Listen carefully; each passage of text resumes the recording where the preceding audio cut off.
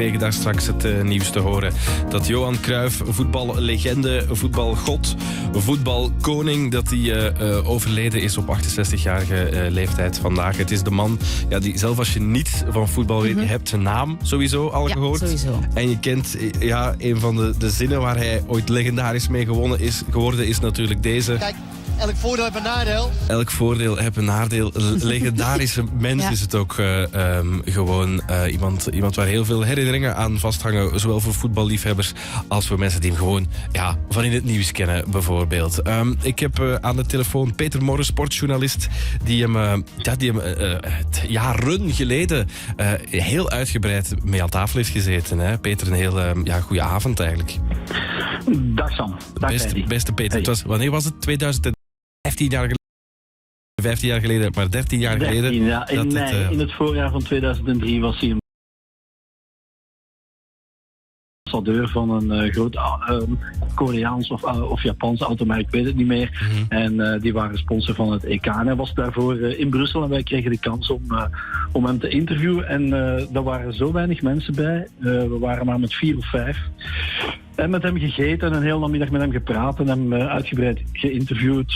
Ja, wat herinner je dan het meeste van die middag? Goh, alles is daarvan bijgebleven. Ik heb nogal een visueel geheugen, maar ik hoor hem zelfs nog heel veel dingen zeggen. Ik kan me dat echt nog helemaal die film afspelen. Dus heeft zo'n diepe indruk op mij gemaakt. Mm-hmm. Dat is zonder twijfel het hoogtepunt van mijn carrière als voetbaljournalist geworden. Dat zal waarschijnlijk echt zo blijven hangen. Voor heel veel voetbaljournalisten zo wel zijn. De kans om Johan Cruijff te ontmoeten, dat moet zo wat het zoeboe misschien wel geweest zijn voor velen. Ja, vooral ook omdat ik toch wel die band of die link heb met Barcelona, met de club. En ik weet wat hij voor die club heeft betekend.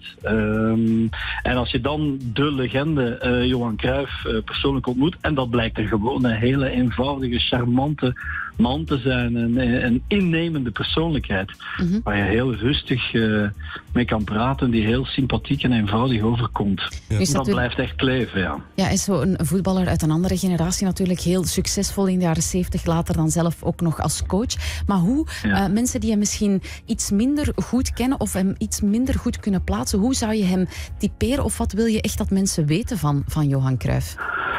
Cruijff heeft het voetbal gewoon veranderd. Hè. Hij was gewoon slimmer dan al de anderen. Hij dacht 3 stappen voor alle anderen. Hij was iemand die vanuit het niets, vanuit stilstand ook kon bewegen, kon versnellen zoals niemand dat op dat moment gezien had. Maar hij was ook echt aan het onderwijzen op het veld. Toen hij speler was hij eigenlijk al mee trainer. Want hij was letterlijk aan het wijzen en aan het vertellen aan iedereen wie waar moest lopen en wie wat moest doen. Mm-hmm. Dus hij dacht gewoon zoveel stappen verder dan de meeste van zijn generatiegenoten. En hij heeft op die manier later als trainer het voetbal gewoon helemaal veranderd. Een soort van revolutie.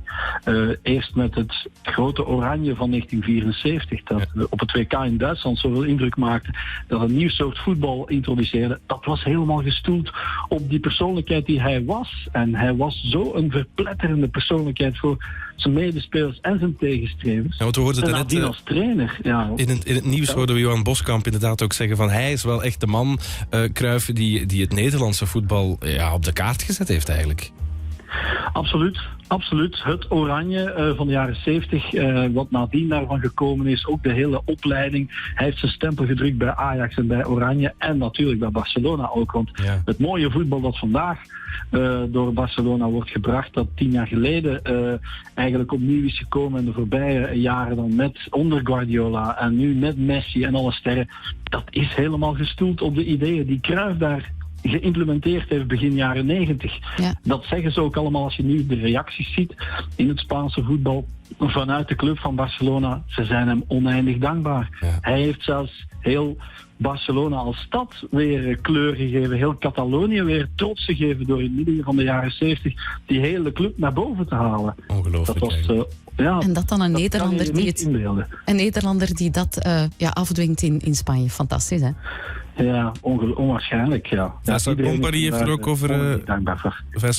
er ook over getweet daarnet dat hij denkt dat niemand zoveel invloed heeft gehad op echt het spelvoetbal als dat Cruijff dat gedaan heeft. Absoluut. Zijn kijk en de manier ook waarop hij dat overbracht en erover praten ook nadien. En zijn specifieke visie altijd verdedigde ook, soms tegen alle logica of tegen wars van alle wat dan ook in. Ja, dat maakt Cruijff gewoon uniek. Ja, en dan hoe hij over wat voetbal dacht en praatte. Ja. En dan doorspekt met wat goede one-liners ook. Hè? Want dat heeft hij natuurlijk ook gedaan. Ja, die is natuurlijk een leuke van eigenlijk en dat soort dingen. Maar hij zegt bijvoorbeeld, een van zijn populaire, die is ook van vooraleer ik een fout maak ik ze niet. Ja, je moet er maar opkomen. Ja. U heeft ook een uitleg voor zijn soms rare uitspraken, want dit hebben we ook nog gevonden. Moet je even meeluisteren. Het is eigenlijk dat ik sneller denk als praat. Dus dan vaak ben ik er al voorbij en dan moet ik het nog zeggen. Voilà. Dat vat het wel een beetje samen inderdaad, ja. Maar als je er gewoon dus mee praat, of destijds dus zoals ik ermee kon praten, ja, dan werd je er stil van gewoon. Ik bedoel, dan was het niet dat hij altijd het laatste woord moest hebben, zoals hij dat vaak in een tv-studio als analist wel moest hebben. Dan kon je er gewoon mee praten. En ik heb hem dus toen in mei 2003 gezien. Ik zag hem een jaar nadien terug in Barcelona, in Camp Nou. En hij vroeg meteen hoe het was. En zo. Ik bedoel, die man heeft ook een fantastisch geheugen, want hij wordt natuurlijk vaak aangeklampt. Maar hij wist perfect wie ik was en dan vroeg hoe het was met de club en zo. En ja, onwaarschijnlijk. Ja, Johan Cruijff, jammer genoeg. Diepe indruk heeft hij op mij nagelaten. Ja, vanochtend overleden op 68-jarige leeftijd ten gevolge van longkanker. Ja, Peter, hou zijn herinnering vooral heerlijk warm en blijf zijn verhalen vertellen. Ik denk dat dat het beste is dat we kunnen doen op deze momenten. Merci in elk geval. Tot de volgende keer. Graag gedaan hoor. Salut. Goedenavond. You make us Q.